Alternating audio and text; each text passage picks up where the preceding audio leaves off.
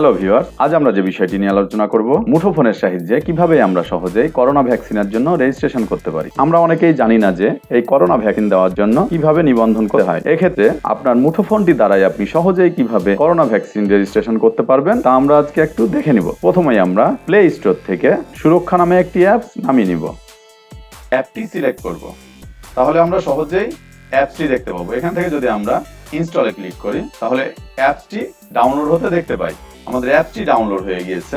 এখন যদি আমরা অ্যাপটি ওপেন করি তাহলে ল্যাঙ্গুয়েজ সিলেক্ট করার জন্য আমরা একটি অপশন দেখতে পাবো। এখানে আমরা বাংলা অথবা ইংলিশ যে কোনো একটি অপশন সিলেক্ট করতে পারি। এখন আমি ইংলিশ অপশনটি সিলেক্ট করছি। আমরা দেখতে পাচ্ছি এখানে সুরক্ষা অ্যাপটি ওপেন হওয়ার সাথে সাথে অনলাইন রেজিস্ট্রেশন, দেন SMS নোটিফিকেশন এবং ভ্যাকসিনেশনের 3টি স্টেপ এখানে ব্রিফলি বর্ণনা করা হয়েছে। অর্থাৎ আমরা এই অ্যাপটি দ্বারা এই 3 ধরনের সার্ভিসটি পেয়ে থাকবো। এখন যদি আমরা একটু নিচে লক্ষ্য করি তাহলে COVID-19 ভ্যাকসিন রেজিস্ট্রেশন অপশনটি দেওয়া হয়েছে। এখান থেকে সরাসরি আমরা ক্লিক করে রেজিস্ট্রেশনে চলে যেতে পারি। এছাড়াও আমরা অ্যাপটির হোম পেজে যেতে পারি।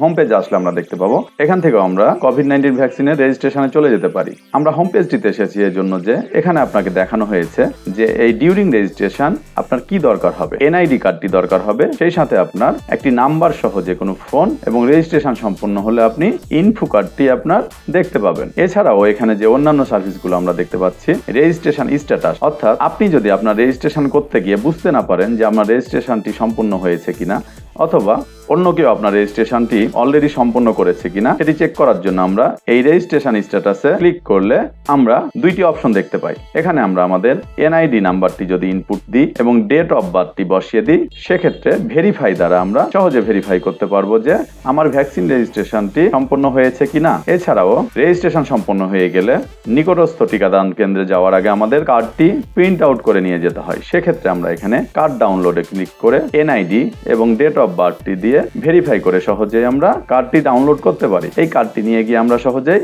ভ্যাকসিনের জন্য প্রসিডিউর কমপ্লিট করতে পারি। এছাড়াও ভ্যাকসিনেশন কমপ্লিট হয়ে গেলে পরবর্তীতে যদি সার্টিফিকেট দরকার হয় আপনার, সেক্ষেত্রেও আপনি NID এবং ডেট অফ বার্থ দিয়ে সহজেই সার্টিফিকেটটি কালেক্ট করতে পারবেন। এখন যেহেতু আমরা রেজিস্ট্রেশনটি দেখবো, সে চলুন সহজেই আমরা COVID-19 ভ্যাকসিন রেজিস্ট্রেশনে চলে যাই। এখন আমরা সরাসরি ভ্যাকসিন রেজিস্ট্রেশনে চলে যাব।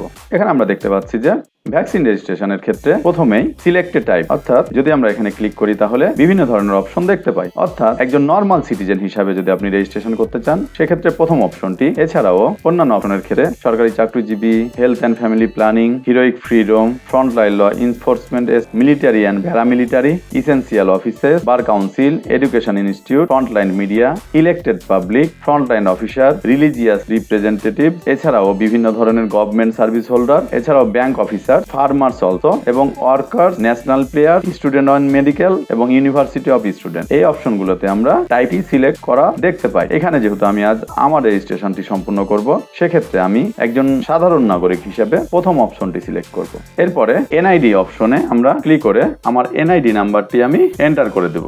NID নাম্বার দেওয়া শেষ হলে আমাদের NID অনুসারে আমাদের যে বার্থ ডেটটি আছে সেই বার্থ ডেটটি আমরা এখানে প্রবেশ করাবো। প্রথমেই ইয়ার, তারপরে মাস, ডেটটি সিলেক্ট করে ওকে প্রেস করলে নিচে থাকা ভেরিফাই বাটনে ক্লিক করার পরে আমরা পরবর্তী যে উইন্ডোটি দেখতে পাবো। এখানে আপনার NID তে যে নামটি আছে সেটি বাংলা এবং ইংরেজিতে দেখতে পাওয়া যায়।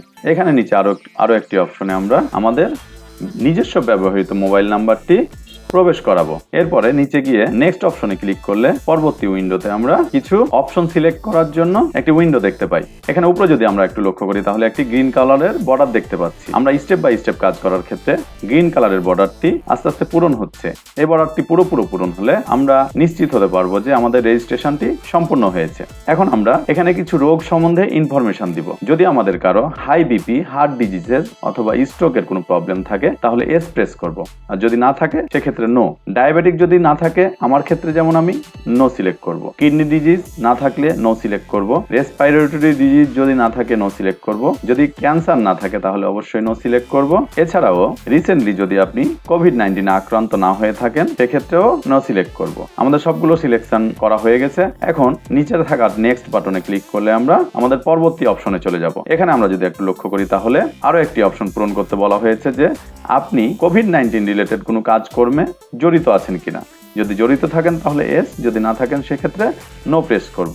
এর নিচে আরেকটি প্রফেশন হিসাবে আপনি কি প্রফেশনে আছেন সেটি সিলেক্ট করার অপশন দেখতে পাচ্ছি। যদি আমরা অপশনগুলো দেখি তাহলে বাংলাদেশের প্রফেশন হিসেবে যতগুলো ডেজিগনেশন তৈরি করা সম্ভব সবগুলো এখানে দেওয়া হয়েছে। এছাড়াও এর বাইরে যদি ইনকেস অফ কোনো অপশন থেকে থাকে সেক্ষেত্রে লাস্টে আদার্স অপশনটিও দেওয়া হয়েছে। আমি যেহেতু আমার রেজিস্ট্রেশন পূরণ করছি সেহেতু আমার ক্ষেত্রে ইঞ্জিনিয়ার অপশনটি আমি সিলেক্ট করে দিলাম। এরপরে নেক্সট অপশনে ক্লিক করলে আমরা পরবর্তী উইন্ডোতে চলে যেতে পারি। এখানে আপনার প্রেজেন্ট অ্যাড্রেসটি সিলেক্ট করতে বলা হয়েছে।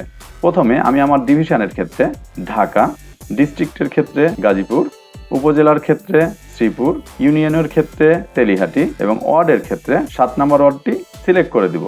এছাড়াও ভিলেজের স্থানে আমরা ভিলেজের নামটি লিখে দিব। এখান থেকে যদি আমরা নেক্সট বাটনে ক্লিক করি তাহলে উপরে আমরা যদি লক্ষ্য করি তাহলে আমাদের গ্রিন বারটি পূর্ণ হয়ে গেছে। এখানে লাস্ট অপশন হিসেবে ভ্যাকসিনেশন সেন্টার অর্থাৎ আপনি কোথায় টিকাটি দিতে চাই সেই কেন্দ্রটি যদি সিলেক্ট করেন এবং নিচে থাকা ডিক্লারেশন অপশনটিতে টিকমার্ক দিয়ে দেন তাহলে নিচে আমরা রেজিস্টার অপশনটি গ্রিন হতে দেখতে পাবো। এখানে যদি আমরা রেজিস্টার অপশনে ক্লিক করি তাহলে ওটিপি অপশনের জন্য আমরা উইন্ডোটি দেখতে পাই যে আমাদের মেসেজে ওটিপিটি চলে এসেছে। এখান থেকে যদি আমরা ওটিপিটি দেখি তাহলে 448760 অর্থাৎ আমরা আমাদের ওটিপিটি 448760 আমরা আমাদের ওটিপিটি বসিয়ে দিয়েছি। এখন যদি ভেরিফাই ক্লিক করি তাহলে আমরা কংগ্রাচুলেশন নামে একটি উইন্ডো দেখতে পাবো, অর্থাৎ আপনার ভ্যাকসিন রেজিস্ট্রেশন সফল হয়েছে। এখানে আমরা হোম পেজে ক্লিক করে আবার হোম পেজে চলে যেতে পারি। এখানে আমি আগে যেটা বলেছিলাম রেজিস্ট্রেশন স্ট্যাটাসের মাধ্যমে আপনি আপনার ভ্যাকসিনেশনটি সফল হয়েছে কিনা চেক করে নিতে পারেন, অথবা একই সাথে আপনার ভ্যাকসিন রেজিস্ট্রেশন পয়েন্টে যাওয়ার জন্য আপনার কার্ডটি ডাউনলোড করে প্রিন্ট আউট করে নিয়ে যেতে হবে।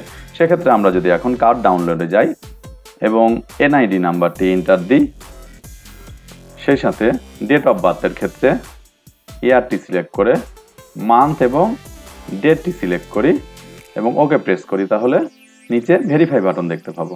ভেরিফাই বাটনে যদি ক্লিক করি তাহলে আমরা যদি লক্ষ্য করি উপরে আবার ওটিপি মেসেজটি আমরা দেখতে পাই। এখানে যদি মেসেজটি ওপেন করি আমরা আবার আমাদের ওটিপি নাম্বার 114440 এই নাম্বারটি যদি এন্ট্রি করি তাহলে নিচে ভেরিফাই অপশনটি দেখতে পাবো। ভেরিফাই ক্লিক করলে আমরা আমাদের রেজিস্ট্রেশন কার্ডটি দেখতে পাই। এই রেজিস্ট্রেশন কার্ডটি যদি আমরা ডাউনলোড করি তাহলে বাফার হতে দেখতে পাই।